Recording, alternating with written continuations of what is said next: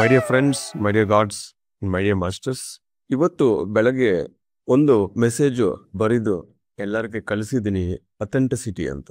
ನಾವು ಸ್ವಚ್ಛತಾ ಅಂತಂದ್ರೆ ಪ್ಯೂರಿಟಿ, ಅಥೆಂಟಿಕ್ ಆಗಿರಬೇಕು. ಅಂದ್ರೆ ನಾವು ಏನೇ ಮಾಡ್ತಾ ಇದ್ರು ಸಂಪೂರ್ಣವಾಗಿ ಪರ್ಫೆಕ್ಷನ್ ಇಂದ ಮಾಡಬೇಕು, ಪ್ಯೂರಿಟಿಯಿಂದ ಮಾಡಬೇಕು. ನಮ್ಮ ಒರಿಜಿನಲ್ ಎನರ್ಜಿ ಏನೋ, ನಮ್ಮ ಒರಿಜಿನಲ್ ಸ್ವಭಾವ ಏನೋ ಅದು ಯಾವಾಗಲೂ ಚೇಂಜ್ ಆಗಬಾರ್ದು. ಯಾರಕ್ಕೋಸ್ಕರ ನಾವು ನಾಟಕ ಮಾಡೋದು ಅವಶ್ಯಕತೆ ಇಲ್ಲ. ನಮ್ಮನ್ನ ನಾವು ಮಿಸ್ ಮಾಡ್ಕೊಳ್ತೀವಿ. ಯಾವುದೇ ಸಂದರ್ಭದಲ್ಲಿ ಯಾವುದೇ ಇದ್ರೂ ಅಡ್ಜಸ್ಟ್ ಮಾಡ್ಕೊಳ್ಳೋದು ಓಕೆ, ಬಟ್ ನಮ್ಮ ಒರಿಜಿನಲ್ ನೇಚರ್ ಅನ್ನೋದು ಯಾವಾಗ್ಲೂ ಚೇಂಜ್ ಆಗಬಾರ್ದು. ಇಲ್ಲ ಅಂದ್ರೆ ಅಲ್ಲಿ ನಾವಿರಲ್ಲ, ಬರೀ ಒಂದು ದೊಡ್ಡ ನಾಟಕನೇ ಇರುತ್ತೆ. ಅದಾದ್ಮೇಲೆ ತುಂಬಾ ನೋವು ಬರುತ್ತೆ. ಯಾಕೆಂದ್ರೆ ನಮ್ಮ ಒರಿಜಿನಲ್ ಎನರ್ಜೀಸು, ನಮ್ಮ ಒರಿಜಿನಲ್ ನೇಚರಲ್ಲಿ ನಾವಿಲ್ಲ ಅಂದ್ರೆ ಅದು ನಮಗೆ ಆತ್ಮತೃಪ್ತಿ ಕೊಡಲ್ಲ, ಒಳಗಿಂದ ನೋವೇ ಬರುತ್ತೆ.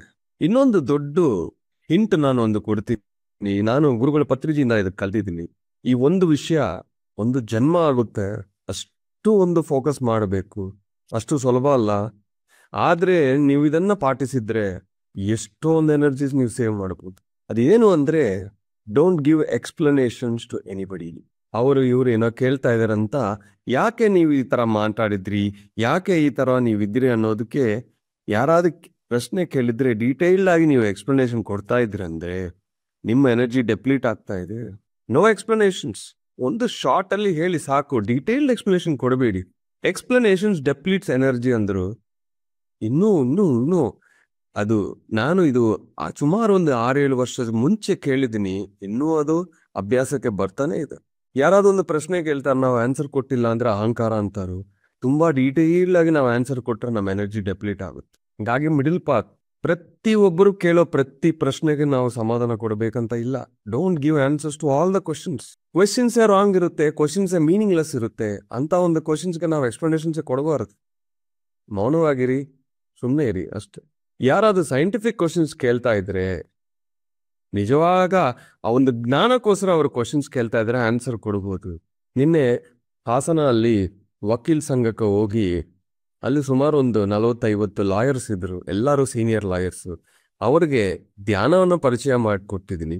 ಆ ಧ್ಯಾನ 10 ನಿಮಿಷದಲ್ಲಿ ಅವ್ರ ಮೈಂಡ್ ತುಂಬಾ ರಿಲ್ಯಾಕ್ಸ್ ಆಗಿದೆ. ಅದೆಲ್ಲ ಆದ್ಮೇಲೆ ಅವರೆಲ್ಲರಿಗೆ ಏಪ್ರಿಲ್ 27 ಹಾಸನ ಯಜ್ಞಕ್ಕೆ ಬರೋಕೆ ಪ್ಯಾಂಪ್ಲೆಟ್ಸ್ ಹಂಚಿದ್ವಿ. ಕೊನೆಗೆ ಒಂದು ಸೀನಿಯರ್ ಲಾಯರ್ ಬಂದು ಒಂದು ಪ್ರಶ್ನೆ ಕೇಳಿದ್ರು. ಸರಿ, ಯಾರಾದ್ರೂ ತೀರು ಹೋಗಿದ್ರೆ ಕಣ್ಣೆರಡು ಮುಚ್ತಾರೆ ಯಾಕೆ ಅಂತ.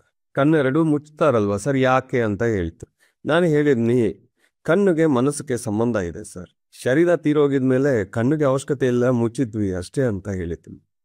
ಅದಲ್ಲ ಸರ್, ಕಣ್ಣು ಯಾಕೆ ಮುಚ್ತಾರು ಅಂದ್ರು. ಅವಾಗ ನಾನೇನು ಹೇಳಿದ್ದೀನಿ ಗೊತ್ತಾ? ಸ್ವಾಮೀಜಿ ನನಗೆ ಗೊತ್ತಿಲ್ಲ ಅಂತ ಹೇಳಿದ್ದೆ. ಓ ಹೌದಾ ಅಂತ ಹೋಗ್ಬಿಟ್ರು. ಯಾಕಂದ್ರೆ ಒಂದು ಪ್ರಶ್ನೆ ಕೇಳ್ತಾರೋ ಅವ್ರ ಮೈಂಡಲ್ಲಿ ಒಂದು ಆನ್ಸರ್ ಇರುತ್ತೆ, ಅದೇ ನೀವು ಹೇಳ್ಬೇಕು ಅಂತ ಎಕ್ಸ್ಪೆಕ್ಟ್ ಮಾಡ್ತಾ ಇರ್ತಾರೋ. ರೈಟ್ ಆನ್ಸರ್ ಅವ್ರಿಗೆ ಬೇಕಿಲ್ಲ ಅಂತ ಅವ್ರ ಹತ್ರ ನನ್ಗೆ ಗೊತ್ತಿಲ್ಲ ಅಂತ ಹೇಳಿದ್ರೆ ಸಿಂಪಲ್. ಗೊತ್ತಿಲ್ಲ ಅಂದ್ರೂ ಗೊತ್ತಿಲ್ಲ ಅಂತ ಹೇಳ್ಬೇಕು, ಅವ್ರಿಗೆ ಅರ್ಥ ಆಗಿಲ್ಲ ಅಂದ್ರೂ ಗೊತ್ತಿಲ್ಲ ಅಂತ ಹೇಳ್ಬೇಕು. ಇಲ್ಲ ಸರ್ ನಿಮ್ಗೆ ಅರ್ಥ ಆಗಲ್ಲ ಅಂದ್ರೆ ಈ ಈಗೋ ಟ್ರಿಗರ್ ಆಗುತ್ತೆ, ನೀವು ಯಾರು ನನಗೆ ಹೇಳೋಕೆ ಅಂತ. ಇನ್ನೊಬ್ಬರು ಹೇಳಿದ್ರು, ಜೀವನದಲ್ಲಿ ಫಸ್ಟ್ ಟೈಮು 10 ನಿಮಿಷ ನಾನು ಕಣ್ಣು ಮುಚ್ಕೊಂಡು ಕೂತ್ಕೊಂಡಿದ್ದೀನಿ ಸರ್ ಅಂತ. 50 ವರ್ಷ ಅವ್ರಿಗೆ ಖುಷಿ ಕೊಡುತ್ತೆ, ಮುಖದಲ್ಲಿ ಸಂತೋಷ ಇಲ್ಲ. 10 ನಿಮಿಷ ಧ್ಯಾನ ಆದ್ಮೇಲೆ ಎಲ್ಲಾರ ಮುಖದಲ್ಲಿ ಆನಂದ, ಸಂತೋಷ. ನಾನು ಕೇಳಿದ್ದೀನಿ, ಯಾವಾಗಲೂ ನಿಮ್ಮ ಮುಖದಲ್ಲಿ ನಗು ಬರಲ್ವಾ, ಸಂತೋಷವಾಗಿರಲ್ಲ ಅಂದ್ರೆ ಒಂದೇ ಒಂದು ಸತಿ ಬರುತ್ತೆ ಸರ್ ಅಂದ್ರು. ಯಾವಾಗ ಅಂದ್ರೆ ನಮ್ಮ ಕ್ಲೈಂಟ್ಸ್ ಫೀಸ್ ಕೊಡ್ತಾರೆ ಸರ್, ಅವಾಗ ಮಾತ್ರ ಅಂದ್ರೆ. ಅದು ಆ ದಿವಸ ಎಲ್ಲ ಸಂತೋಷ ಇರುತ್ತೆ. ಅಂದ್ರೆ ದುಡ್ಡು ಬಂದ್ರೆ ಮಾತ್ರ ಸಂತೋಷ, ಒಂದ್ ದಿವಸ ಅಷ್ಟೇ. ಬೇರೆ ಟೈಮೆಲ್ಲ ಪ್ರೆಷರ್ಸು, ಟೆನ್ಷನ್ಸ್. ಅಲ್ಲಿ ಒಬ್ಬ ಸೀನಿಯರ್ ಲಾಯರು, ನಾನು ಸೆಷನ್ನೇ ಶುರು ಮಾಡಿಲ್ಲ, ಒಂದು ಒಳ್ಳೆ ಪಾಯಿಂಟ್ ಕೊಟ್ರು. ರೀಸೆಂಟ್ ಆಗಿ ಅಲ್ಲಿ ಒಂದು ಮೆಡಿಕಲ್ ಕ್ಯಾಂಪ್ ಬಂದು ಟೆಸ್ಟ್ ಮಾಡಿದ್ರೆ ಇಡೀ ಎಲ್ಲಾ ಲಾಯರ್ಸ್ಗೂ ಕಾಮನ್ ಆಗಿ BP ಶುಗರ್ ಇದೆ ಅಂತ. ಎಲ್ಲರಿಗೆ, ಒಬ್ರು ಮಿಸ್ ಆಗಿಲ್ಲ. ಸ್ಟ್ರೆಸ್ಸು, ಕಾರ್ಟಿಸಾಲ್ ಲೆವೆಲ್ ಜಾಸ್ತಿ ಆಗಿದ್ರೆ, ಟೆನ್ಷನ್ಸ್, ಹೈಪರ್ ಟೆನ್ಷನ್ಸ್ ಇದ್ರೆ BP ಶುಗರ್ ಬಂದಿದೆ. 10 ನಿಮಿಷದಲ್ಲಿ ಅವರಿಗೆ ಒಂದು ಸಿಂಗಿಂಗ್ ಬೌಲ್ ನುಡಿಸಿ 10 ನಿಮಿಷ ಧ್ಯಾನ ಮಾಡಿಸಿದ್ದೀನಿ ಅಷ್ಟೇ.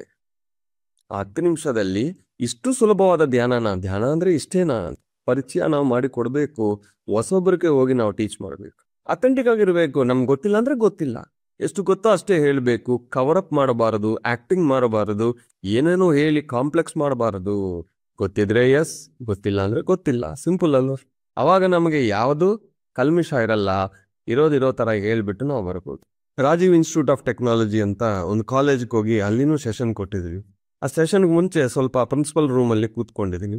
ಸರ್ ತಾವು ಸೆಷನ್ಗೆ ಬರಬೇಕಂದ್ರೆ no I am very busy ಅಂದರು. ಹೌದಾ, ಒಂದು 5 ನಿಮಿಷ ಕಣ್ಣು ಮುಚ್ಕೊಳ್ಳಿ ಅಂತ ಸಿಂಗಿಂಗ್ ಬೋಲ್ ನುಡಿಸಿ ಧ್ಯಾನ ಮಾಡಿಸಿದ್ರೆ ನನ್ನ ಜೊತೆ ಬಂದು 1.5 hour ನನ್ನ ಸೆಷನಲ್ಲಿ ಕೂತ್ಕೊಂಡಿದ್ದಾರೆ. ಧ್ಯಾನ ಅಂದರೆ ಟೈಮ್ ವೇಸ್ಟ್ ಅನ್ಕೊಂತಾರು, ಮತ್ತೆ ಅವರಿಗೆ ಆ ರುಚಿ ತೋರಿಸ್ಬೇಕಲ್ವ ನಾವು. ಅವಾಗ ಏನು ಮಾಡಿದ್ದೀನಿ, 5 ನಿಮಿಷ ಧ್ಯಾನ ಮಾಡಿಸಿದ್ದೀನಿ. ಅವ್ರು ಏನು ಹೇಳಿದ್ರಂದ್ರೆ, ಸರ್ ಏನೋ ನನ್ನ ಒಳಗಿಂದ ಹೋಗಿದೆ, ನಾನು ನೋಡಿದ್ದೀನಿ, ಅದು ರಿಲೀಫ್ ಆಗಿದೆ. ಅವಾಗ ಎಲ್ಲ ಕೆಲಸನ ಬಿಟ್ಟು 1.5 hour ನನ್ನ ಜೊತೆ ಬಂದು ಕ್ಲಾಸ್ ಕೇಳಿ ಅಲ್ಲಿ ಮತ್ತೆ 20 ನಿಮಿಷ ಧ್ಯಾನ ಮಾಡಿತ್ತು. ಹೊಸೊಬ್ಬರಿಗೆ ನಾವು ಏನಾದ್ರು ಹೇಳ್ಕೊಡ್ತಾ ಇದ್ದೀರಂದ್ರೆ ಅವ್ರ ಹತ್ರ ಹೋಗಿ ನಿಮ್ಮ ವಯಸ್ಸೆಷ್ಟು ಅಷ್ಟು ನಿಮಿಷ ಕೂತ್ಕೊಳ್ಳಿ ಅಂದರೆ ಯಾರು ಕೂತ್ಕೊಳ್ಳಲ್ಲ. 1 hour ಕೂತ್ಕೊಳ್ಳಿ ಅಂದರೆ 1 hour ಇಲ್ಲ ಸರ್, 5 ನಿಮಿಷ 10 ನಿಮಿಷ ಕೂತ್ಕೊಳ್ಳಿ ಅಂತ ನೀವು ಹೇಳಿದ್ರೆ ಟ್ರೈ ಮಾಡೋಣ ಅಂತ ಬರ್ತಾರೋ. ಇದು ನಾವು ಕಲಿಬೇಕು. ಫಸ್ಟ್ ಟೈಮ್ ಮೀಟಿಂಗಲ್ಲೇ 3 ಗಂಟೆ ಕೂತ್ಕೋಬೇಕು, ಕಣ್ಣೇ ತೆಗಿಬಾರದಂದ್ರೆ ಯಾರು ಕೂತ್ಕೊಳ್ತಾರೆ? ಬೇಡ ಅಂತ ಹೋಗ್ಬಿಡ್ತಾರೋ. ಜನ್ಮಕ್ಕೆ ಧ್ಯಾನ ಮಾಡಲ್ಲ. ಅವ್ರಿಗೆ ರಾಂಗ್ ಮೆಸೇಜ್ ನೀವು ಕೊಟ್ಟಿದೆ. ಇವಾಗ ಸ್ವೀಟ್ ಶಾಪ್ ಹೋಗ್ತೀವಿ, ಒಂದು ಸ್ವೀಟ್ ಅರ್ಧ kg 1 kg ತಗೋಬೇಕು, ಏನಂತೀವಿ, ಸ್ವಲ್ಪ ಸ್ಯಾಂಪಲ್ ಕೊಡಿ ಅಂತ ಕೇಳ್ತೀವಲ್ವಾ. ಐಸ್ ಕ್ರೀಮ್ ಶಾಪ್ಗೆ ಹೋಗಿದ್ರೆ ಸ್ವಲ್ಪ ಸ್ಯಾಂಪಲ್ ಕೊಡಿ ಅಂದ್ರೆ ನಾವು ಸ್ಯಾಂಪಲ್ ತೋರಿಸ್ಬೇಕು. ಆ 5 ನಿಮಿಷದಲ್ಲಿ 10 ನಿಮಿಷದಲ್ಲಿ ಅವ್ರಿಗೆ ಅದು ಹೇಳಿದ್ರು ಒಂದು ಲಾಯರು, ಸರ್ 10 ನಿಮಿಷನ ಕಣ್ಣೇ ಮುಚ್ಚಿಲ್ಲ ಇಷ್ಟು ವರ್ಷದಲ್ಲಿ. ಅವಾಗ ನೆಕ್ಸ್ಟು ಅವ್ರಿಗೆ ಆ ಇಂಟ್ರೆಸ್ಟ್ ಬರುತ್ತೆ, ಮಾಡಬೇಕಂತ ಬರುತ್ತೆ, ನಿಧಾನಕ್ಕೆ ಬರುತ್ತೆ. ಯಾರೋ ಒಬ್ರು ಧ್ಯಾನ ಬೇಕು ಅಂತ ಹುಡುಕ್ತಾ ಇರ್ತಾರೆ, ಅವ್ರು ಕುತ್ಕೊಳ್ತಾರೆ 1 hour 2 hours 3 hours first seating ಅಲ್ಲಿ. ಎಲ್ಲರೂ ಕುತ್ಕೊಳ್ಳಲ್ಲ. ಇಲ್ಲಿ ನಾವು ಕಾಮನ್ ಸೆನ್ಸ್ ಯೂಸ್ ಮಾಡಬೇಕು. ಎರಡನೇದು, ಮಾಂಸಾಹಾರಿಗಳು ಇರ್ತಾರು. ಫಸ್ಟ್ ಟೈಮೇ ಮಾಂಸಾಹಾರಿಗಳು ರಾಕ್ಷಸಿಗಳು ಅಂದ್ರೆ ನೀವು ಹೇಳಿದ್ರೆ ಅವ್ರು ಧ್ಯಾನ ಮಾಡಲ್ಲ. ಫಸ್ಟ್ ಧ್ಯಾನದಲ್ಲಿ ಕೂರಿಸಿ ಅವ್ರ ಧ್ಯಾನ ಅಭ್ಯಾಸ ಮಾಡ್ತಾ ಆಮೇಲೆ ನಿಧಾನಕ್ಕೆ ಅವ್ರು ಚೇಂಜ್ ಆಗ್ತಾರೆ. ಅವ್ರಿಗೆ ಮಾಂಸಾಹಾರ ಬಗ್ಗೆ ಒಂದು ಬುಕ್ ಕೊಡಿ, ಓದಿ ಅವರು ಚೇಂಜ್ ಆಗ್ತಾರೆ. ನನ್ನ ಅನುಭವ ಪ್ರಕಾರ ನಾವು ಹೇಳಿದ್ರೆ ಆರ್ಗ್ಯೂ ಮಾಡ್ತಾರೆ. ಶಾಕಾಹಾರಿ ಬಗ್ಗೆ ಒಂದು ಪ್ಯಾಂಪ್ಲೆಟ್ ಬುಕ್ ಕೊಡಿ, ಓದಿ ಕನ್ವರ್ಟ್ ಆಗ್ತಾರೆ. ನಮ್ಮ ಗುರಿ ಏನು, ಅವರು ಶಾಕಾಹಾರಿ ಆಗ್ಬೇಕು ಅಂತ ಅದಲ್ವಾ. ಆರ್ಗ್ಯುಮೆಂಟ್ ಮಾಡಿದ್ರೆ ಯಾರೂ ಚೇಂಜ್ ಆಗಲ್ಲ. ಮಲೇಷ್ಯಾ ಅಲ್ಲಿ ಒಬ್ಬ ಫ್ಯಾಮಿಲಿ ಇಡೀ ಬ್ರೇಕ್ಫಾಸ್ಟು ಲಂಚು ಡಿನ್ನರು ಸ್ನ್ಯಾಕ್ಸ್ ಎಲ್ಲ ನಾನ್ ವೆಜ್ ಅಂತ ಒಂದು ಫ್ಯಾಮಿಲಿಗೆ ನಾನು ಏನ್ ಮಾಡಿಲ್ಲ, ಶಾಕಾಹಾರಿ ಬಗ್ಗೆ ಒಂದು ಬುಕ್ ಕೊಟ್ಟು ಸುಮ್ಮನೆ ಕೂತ್ಕೊಂಡಿದ್ದೀನಿ ಅಷ್ಟೆ. ಅದು ಓದಿ ಇಡೀ ಫ್ಯಾಮಿಲಿ ವೆಜಿಟೇರಿಯನ್ ಆಗಿ, ಇಷ್ಟಿದೆಯಾ ಅಂತ ಇಡೀ ಫ್ಯಾಮಿಲಿ ವೆಜಿಟೇರಿಯನ್ ಆಗಿ ಅವ್ರ ಹತ್ರ ಇರೋ ಎಲ್ಲ ಕಾಂಟ್ಯಾಕ್ಟ್ಸ್ಗೆ ಅವ್ರ PDF ಕಳಿಸಿದ್ರು. ಕೊನೆಗೆ ಅವ್ರು ಶಾಕಾಹಾರಿ ಆಗಿದ್ರೆ ಇಲ್ವಾ. ಎಲ್ಲ ಕಡೆನೂ ನಾವು ಒಂದೇ ತರ ಮಾತಾಡಬಾರದು, ಕಾಮನ್ ಸೆನ್ಸ್ ಯೂಸ್ ಮಾಡಬೇಕು. ಯಾರ ಹತ್ರ ಮಾತಾಡ್ತಾ ಇದೀವಿ, ಅವ್ರ ಬ್ಯಾಕ್ ಗ್ರೌಂಡ್ ಏನು, ಅವ್ರು ಏನು ಮಾತಾಡಿದ್ರೆ ಕೇಳ್ತಾರೋ, ನಿಧಾನವಾಗಿ ಸ್ವಲ್ಪ ಮಾತಾಡಬೇಕು. ಅಲ್ಪ ಅವ್ರಿಗೆ ಟ್ರಾನ್ಸ್ಫಾರ್ಮ್ ಮಾಡಬೇಕು. ಅವ್ರಿಗೆ ನಾವು ಸಮಯ ಕೊಡಬೇಕು.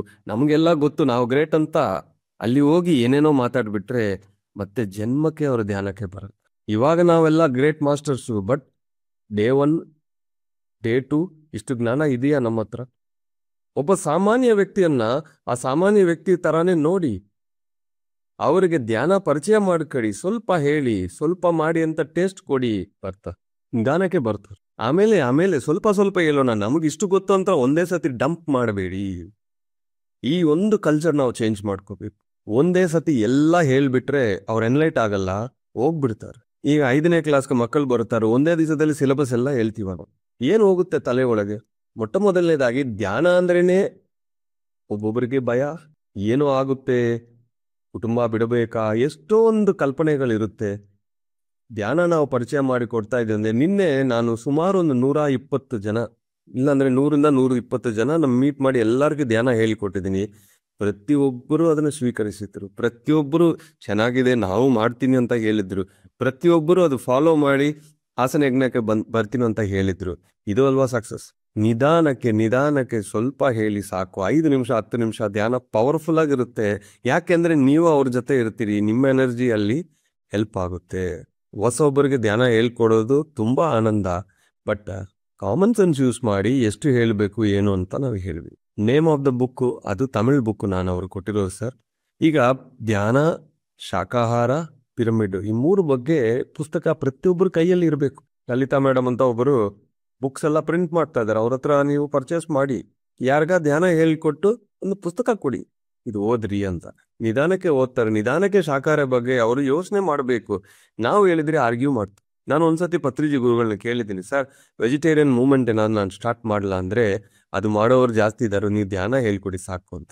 ಒಂದು statement, try vegetarian for 41 days ಅಂತ ಹೇಳ್ಬೋದು. ಇಮ್ಮಿಡಿಯೇಟ್ ಈ ಕ್ಷಣನೇ ಬಿಡಿ ಅಂತ ನೀವು ಹೇಳಿದ್ರೆ ಒಬ್ಬರು ಇಬ್ಬರು ಕೇಳ್ಬೋದು, 100 ಜನ ಹೋಗ್ಬಿಡ್ತಾರೆ. ನಮ್ಮ ಗುರಿ ಅವ್ರ ಹತ್ರ ಆರ್ಗ್ಯುಮೆಂಟ್ ಮಾಡೋಕಲ್ಲ. ನಮ್ಮ ಗುರಿ ಏನು ಅಂದ್ರೆ ಅವರು ಶಾಕಾಹಾರ ಆಗ್ಬೇಕು. ಇವತ್ತಿಲ್ಲ ಅಂದ್ರೆ ನಾಳೆ, ನಾಳೆ ಅಂದ್ರೆ ನಾಳೆ ಹೊತ್ತು ನಿಧಾನಕ್ಕೆ ಹೇಳೋದು ನಾವು ಕಲಿಬೇಕು. Thank you very much masters.